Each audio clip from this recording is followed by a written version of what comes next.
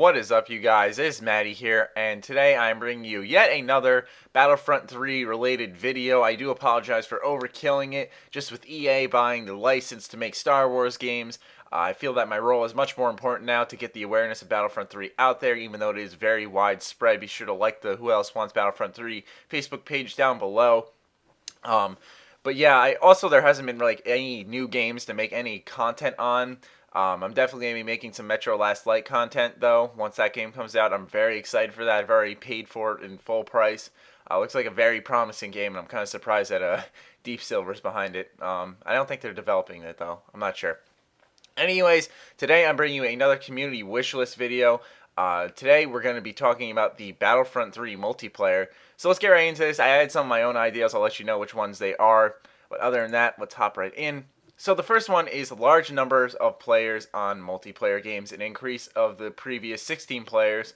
The PS3 game MAG was able to have 256 players on one match. This kind of number for planet-wide battles, along with bots, will improve battles. I really like this idea. You know, we all want this large-scale, like, war battle, which, once again, goes back to DICE. They do large-scale battles.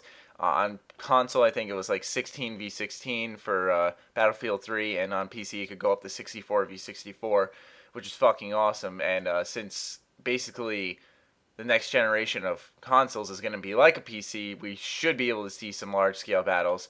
So that will be very exciting. Next is a decent ranking systems. Players will start with the basic trooper. As they rank up, they unlock more units, items, character customization, and privileges. For example, as soon as you start multiplayer, you can't just pilot a Star Destroyer until you get a certain rank. Also, as you level up, you unlock perks, abilities, attachments for guns, etc. So I kind of like this idea, just a decent ranking system. But I don't want it to be so overpowered, whereas if someone who I'm friends with who's never played Battlefront somehow has, they pick up the game like 3 months later, and, I'm a level 50, and they somehow unfortunately get on the other team because I'm such a devastating opponent to play against. And, I end up just annihilating him with a ship that he can't get in and combat me with. So it's kind of got to be that balance. Maybe not piloting a Star Destroyer for a certain level because, I feel like the multiplayer should be free, that I can use anything on the field. I shouldn't be limited there. But certain things like guns and whatnot should be limited, or abilities in the ship itself should be limited. Perhaps. That's what I was thinking. Next is if you forego the class system, like from Battlefront 2, your basic trooper, the dark trooper, a sharpshooter, sniper, then just add a creative class system. I feel this would actually be really interesting for a Battlefront game to see that, because we've never seen it before. We've been forced to, which isn't bad. I really actually like the classes. We've been forced to pick from those classes, though. The commando, whatever, sniper, shotgun engineer guy, But it'd be interesting to see a creative class. If they do it right, it could probably be more successful than the class system itself. Next, and I added this one myself, is a co-op galactic conquest.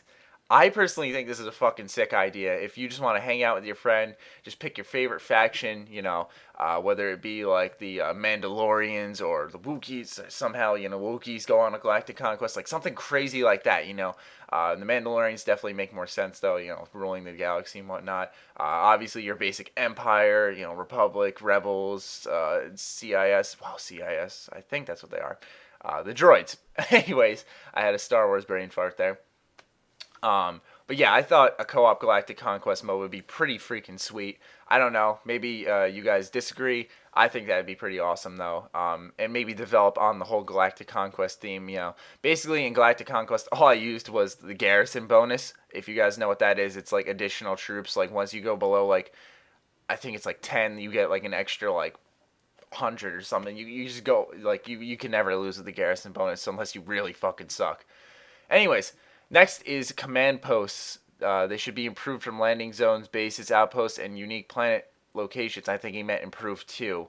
I do like this idea, but I don't want it to be like, for example, in Battlefront 2 on Naboo. One of the spawn points, the command posts, is right in the center of the map. Obviously, this was a single player game originally, so this isn't anything that spawns are gonna fuck us, man. Like obviously, if this is gonna be multiplayer, DICE is very aware of the spawns. They do a great job in Battlefield 3 with their spawns. They use a radio-based spawn system, not like Call of Duty where, they detect where everyone is and they just place you away from the action, kind of. Which sounds like it would work, but COD's maps are so small that they kind of just, and you end up spawning on someone. That's why Battlefield's spawn system works much better. So that's kind of like why we're saying, DICE, you got this, man. Anyways, not only should there be online multiplayer, but a split screen for more players via one console, depending on multiplayer or single player. I like this idea. I know people use split screen. I personally don't. If I'm playing a game with my friend, we're playing single player, and I'll give him the controller once I'm done playing. Like, we'll take turns each map or something like that. That's what we do. I hate split screen mode because I need the full screen to see. I can't play on half a screen. I'll drop like half the score I could potentially drop. Next is land to space combat, an all-in-one battle. To stop players from piloting capital ships over enemy territory and bombarding them with little to no resistance, try to keep starfighters in the sky for space combat and land vehicles like speeders on the ground for ground combat. Obviously, make some aircrafts available to fly over the land. Now, this is a little jagged idea, kind of how they typed it up. Basically, what they're trying to say is that it's an all-in-one battle. It's a seamless experience, but we got ships in the sky where most of the aircraft battles obviously take place. And then we have ground, so that there's not people coming in from the sky and, just absolutely wreaking havoc on any ground troopers.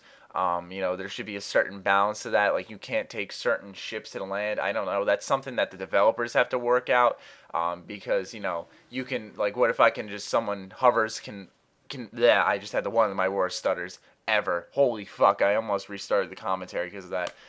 Anyways, sorry. Someone can take like an X-Wing and just like hover over my spawn and just shoot the fuck out of me. I don't know. Man, I can't get over that stutter. That was bad.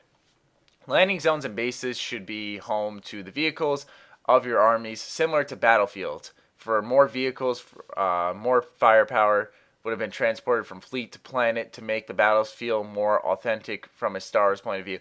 So once again, I got to edit this more because as I read this, I realize some of this is broken English, but that's all right. I'll translate it for you guys a little bit. Basically, what they're saying is, like, once we use up all the ships and stuff, they've gotten blown up or whatever, they don't just, respawn, a fleet brings them in, like, off another big ship or something like that. Like, think of Halo, how in the campaign, you'd see the Pelican fly in and it would just drop a Warthog from the bottom of it. Think of that kind of. I thought that would be kind of cool.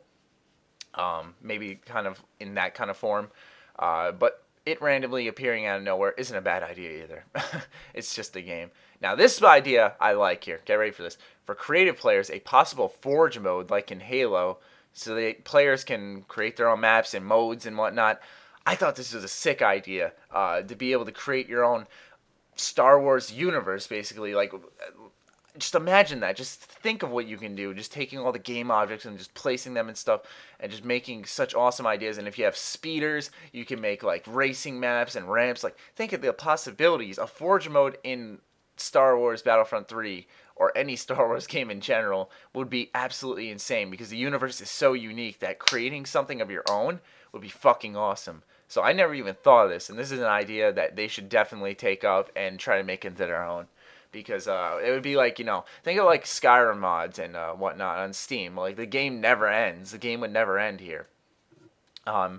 Next is the player reaches a certain rank and they have to change, or they have the chance to play as a hero for their faction. The higher rank, the better the heroes, some minor heroes and major heroes. So I thought this is a pretty cool idea. And, obviously there's more overpowered ones than not. Obviously, like, you'd rather play as like Luke Skywalker over Lando Calrissian, for example, so that kind of like major to minor heroes, the key characters to, not minor, I should say, because I'm not undermining any heroes, but, whatever, you know what I mean. Some planets with species that are allied to the faction not only fight alongside them, but players should have the chance to play as the allied species. For example, on Kashyyyk, the player is playing as a Republic or Rebellion. They can switch between the main faction and the minor faction, plus the chance to use species technology. I thought this was a pretty cool idea, kind of adapting from a previous request in one of my other wishlist videos, that you get to play as other factions that are living on that planet. I do like that idea. And the last suggestion is, as you rank up, you gain more perks, like the ability to give BOTs more commutation. For example, You control more as you rank up from a simple troop to a high general, or a fighter pilot to a fleet commander. Basically just a rank of titles and what you can do to other players online. So this is a part 1 of the multiplayer, may I add. Next we're going to be doing multiplayer modes.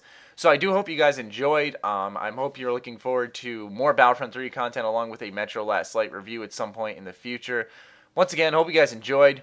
Please leave your thoughts in the comments. Stay sexy, stay active. I love you all. Peace. Alright, I hope you guys enjoyed. Once again, on the top left are my Twitter and Facebook. Links can be found in the description. On the right are 2 Star Wars Battlefront 3 related videos that you may have missed. One is the pros and cons of EA purchasing the license to create Star Wars games, and the other is the advanced requests for the Star Wars Battlefront 3 community wish list. So be sure to check both those videos out. Once again, I hope you guys enjoyed, and I'll see you later.